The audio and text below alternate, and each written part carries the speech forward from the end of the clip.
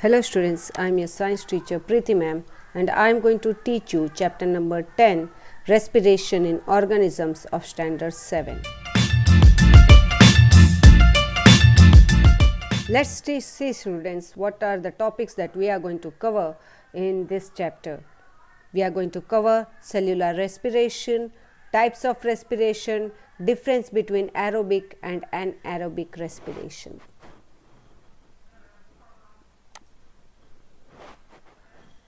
So, what exactly is the meaning of cellular respiration? Cellular respiration is a stage in which food molecules are broken down to release energy. Cellular respiration का मतलब क्या है कि एक stage है, एक type है जिसमें फूड मॉलिक्यूल्स जो होते हैं वो मैंने आपको लास्ट लेक्चर में ऐसा समझाया था कि जो फूड मॉलिक्यूल्स होते हैं वो सिंपल सब्सटेंसेस में कन्वर्ट हो जाते हैं, राइट। तो they are broken down to release energy और एनर्जी रिलीज होती है और this step involves chemical reactions. इसमें केमिकल रिएक्शंस बहुत सारे होते हैं that take place in every cell in the body. हर एक सेल में केमिकल रिएक्शन होता ही है। केमिकल सब्सटेंसेस कॉल्ड एंजाइम्स होते हैं उसमें which are produced by organisms. Enzymes होते हैं, कौन प्रोड्यूस करता है? ऑर्गेनिज्म प्रोड्यूस करता है and it help them in speeding up the reactions और इस तरह से रिएक्शंस थोड़े स्पीड में होते हैं। Some of the energy produced in cellular respiration is released by the body heat.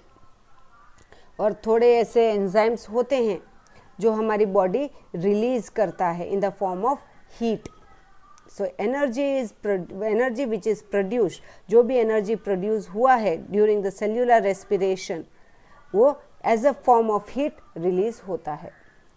तो आपको तो पहले ये पता होना चाहिए कि what is the exactly the difference between cellular respiration and breathing. तो सेल्यूलर ब्रीदिंग का मतलब क्या है? It is a physical process, inhaling and exhaling, that involves inhaling and exhaling air. It involves only exchange of gases, and which are the gases? Oxygen and carbon dioxide. यही gases का exchange होता है, उसको हम कहते हैं as breathing. तो cellular respiration क्या होता है? So it involves chemical reaction. इसमें chemical reactions होते हैं that release energy. और chemical रिएक्शंस की वजह से हमने ऐसा पढ़ा कि एंजाइम्स, थोड़े ऑर्गेनिजम्स होते हैं वो एंजाइम्स रिलीज करते हैं और उनकी वजह से एनर्जी रिलीज होती है by the break down of food molecules.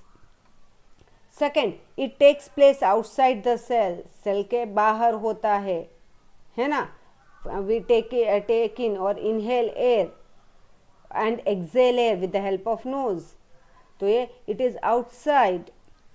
It is a extra cellular बाहर का सेल्यूलर प्रोसेस। और ये क्या है? It takes place inside the cell, cell के अंदर होता है इसलिए हम उसको कहते हैं इंट्रा मीन्स अंदर का प्रोसेस। और जो सेल्यूलर रिएक्शंस ब्रीदिंग होता है it does not release energy, उसमें से एनर्जी तो मिलती ही नहीं है मगर it releases energy. Cellular respiration होता है वो एनर्जी रिलीज करता है। So which are the different types of respiration? Actually students the respiration types are of two types. एक तो एरोबिक रेस्पिरेशन एक हमारा है। तो एरोबिक रेस्पिरेशन क्या होता है? Respiration that takes place in presence of oxygen.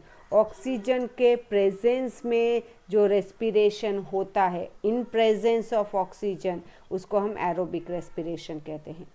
This process results in the formation of carbon dioxide. क्या बनता है उससे? Carbon dioxide. और क्या बनता है? वाटर। और उसके साथ क्या रिलीज होता है? एनर्जी रिलीज होती है। All animals and plants carry out aerobic respirations. कोई भी एनिमल हो, कोई भी प्लांट हो, वो कौन सा रेस्पिरेशन थ्रू वो रेस्पायर करता है? Aerobic. And aerobic respiration can be presented by the equation. तो वो एक इक्वेशन के फॉर्म में भी हम उसको समझा सकते हैं। ग्लूकोज यानी शुगर, यानी जो भी न्यूट्रिएंट है आपका, पहले कौन से फॉर्म में कन्वर्ट होता है? इनटू ग्लूकोज फॉर्म में। जब हम इनहेल करते हैं तो उसमें क्या होता है, ऑक्सीजन होता है। जब इन दोनों के बीच में रिएक्शन होता है तो क्या लिबरेट हुआ, क्या प्रोड्यूस हुआ, कार्बन डाइऑक्साइड प्रोड्यूस हुआ। उसके साथ क्या प्रोड्यूस हुआ, वाटर प्रोड्यूस हुआ, और उसके साथ क्या रिलीज हुआ, एनर्जी रिलीज हुई। तो you can see over here, this is a type of oxidation reaction, oxidation. अब दूसरा टाइप हमारा कौन सा है, एनएरोबिक रेस्पिरेशन, हमारा दूसरा टाइप। तो एरोबिक रेस्पिरेशन मतलब क्या होता है, जो रेस्पिरेशन ऑक्सीजन के प्रेजेंस में होता है। तो एनारोबिक क्या होगा, anaerobic respiration is the mode of cellular respiration, cellular मतलब सेल्स के अंदर होता है, that do not use oxygen, जिसमें ऑक्सीजन की ज़रूरत नहीं होती है, जिसमें ऑक्सीजन की ज़रूरत नहीं होती है फूड मॉलिक्यूल्स को ब्रेक करने के लिए। तो anaerobic respiration is a mode of cellular respiration that does not use oxygen to break down food molecules and release energy. Energy release तो होती है, मगर वो एनर्जी रिलीज करने के लिए उसको ऑक्सीजन की ज़रूरत नहीं होती है। A substance called ethyl alcohol is formed along with carbon dioxide and energy is released. तो यहाँ पर एक प्रोसेस हुआ है ना, उसमें आपको एक सब्सटेंस जिसको हम कहते हैं इथाइल अल्कोहल, ये बनता है, और साथ में कार्बन डाइऑक्साइड और एनर्जी रिलीज होती है। Thus glucose does not break down completely, यानी कंप्लीट ग्लूकोज ब्रेक डाउन नहीं होता है। जैसे हमने एरोबिक रेस्पिरेशन में देखा कि ग्लूकोज है वो कम्प्लीटली ब्रेक डाउन हो गया और कार्बन डाइऑक्साइड, वाटर और एनर्जी प्रोड्यूस हुई है ना, मगर यहाँ पर कंप्लीट नहीं होता है वो। तो यहाँ पर देखो इस प्रोसेस ऐसा कुछ होता है, ग्लूकोज और sugar in absence of oxygen, oxygen नहीं होता है, तब क्या बना, इथाइल अल्कोहल, कार्बन डाइऑक्साइड, और क्या रिलीज हुआ, एनर्जी रिलीज हुई। The amount of energy released during anaerobic respiration is less than that produced during aerobic respiration. मतलब क्या है, एरोबिक रेस्पिरेशन में ज़्यादा एनर्जी रिलीज होती है। The amount of energy released during anaerobic respiration is less. anaerobic respiration में कम energy release होती है, मगर एरोबिक रेस्पिरेशन में ज़्यादा एनर्जी रिलीज होती है। ऑर्गेनिजम्स जैसे कि bacteria, yeast, they carry out anaerobic respiration. अब anaerobic respiration human muscle cells में कैसे होता है, हमारे सेल्स में कैसे होता है। तो anaerobic respiration can occur in human muscle cells sometimes when we exercise heavily, जब हम ज़्यादा एक्सरसाइज करते हैं, राइट, बहुत मेहनत करते हैं, तब क्या होता है, the body can not supply enough oxygen, oxygen सारे मसल्स को नहीं मिलता है। The body can not supply enough oxygen to the muscles, muscles को जितना चाहिए उतना ऑक्सीजन नहीं मिलता। क्या करने के लिए, to break down sugar, sugar को ब्रेक करने के लिए उसको उतना ऑक्सीजन नहीं मिलता है। और अगर शुगर ब्रेक नहीं होगा तो कार्बन डाइऑक्साइड और वाटर कहाँ से रिलीज होगा। तब क्या होता है, at such times the muscle sales respire anaerobically, तो ऑक्सीजन की तो ज़रूरत है, तब क्या होगा, जो हमारे मसल सेल्स है वो खुद रेस्पायर करना शुरू करते हैं, और तब glucose is broken down into lactic acid, और तब मसल्स में लैक्टिक एसिड में ग्लूकोज कन्वर्ट हो जाता है या ब्रेक डाउन होता है, एंड एनर्जी इज रिलीज्ड, और एनर्जी इस तरह से रिलीज होती है। So glucose, sugar in absence of oxygen, lactic acid produce हुआ और एनर्जी हमारी रिलीज हुई। अब having you ever felt pen during और इमीडिएटली आफ्टर हेवी एक्सरसाइज, जब हेवी एक्सरसाइज करते हैं हम, तब कभी आपने बहुत ही पेन महसूस किया है, have you ever felt pain. इसका रीज़न क्या है, तो one of the cause is lactic acid accumulation in the muscle sales.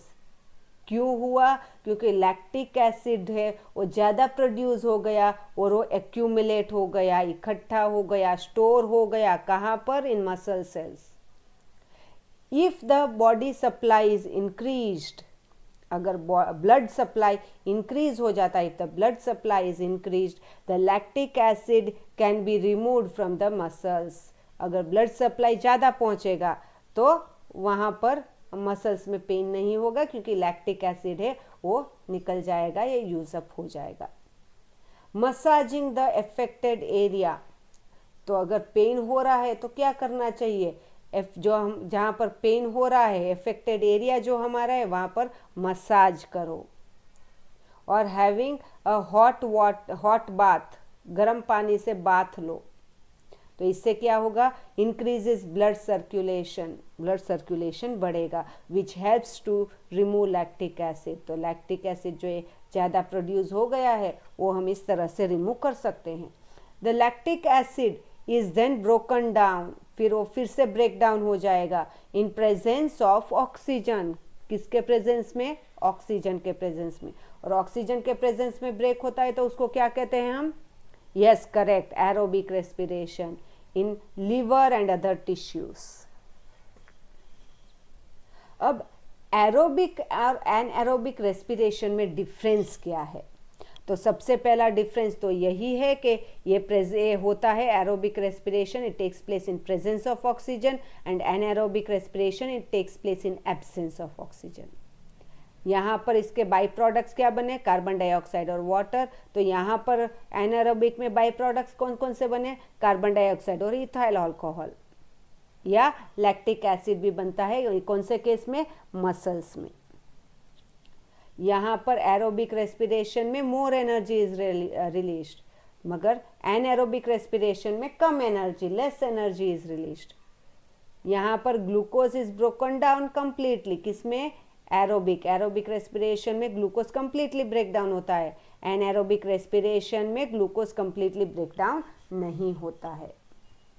तो यहाँ पर पूरा समअप देख लेते हैं। सेल्यूलर रेस्पिरेशन में हमने अलग अलग टाइप्स के रेस्पिरेशन, एरोबिक एनारोबिक रेस्पिरेशन देखा, एनारोबिक रेस्पिरेशन और एरोबिक रेस्पिरेशन का डेफिनेशन पढ़ा, इक्वेशंस पढ़े, फिर anaerobic respiration human muscle cells में कैसे होता है ये हमने पढ़ा और डिफरेंस पढ़ा।